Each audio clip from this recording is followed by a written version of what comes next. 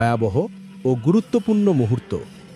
কোরআন ও হাদিসে উল্লেখ আছে, প্রথম ফু সয়হা বা ফাজা, সব সৃষ্টি ভীত হবে।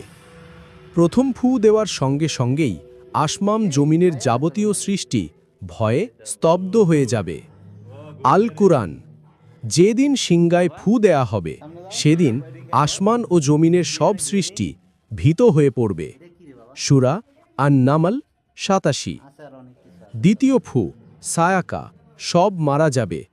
দ্বিতীয় ফুয়ের ফলে আসমান ও জমিনের যারা জীবিত থাকবে সবাই মারা যাবে। আল কুরআন, সিংগায় ফু দেয়া হবে, ফলে আসমান ও জমিনের সবাই মারা যাবে। আল্লাহ যাকে ইচ্ছা বাঁচিয়ে রাখবেন তাকে ছাড়া। সূরা জুমার ৬৮।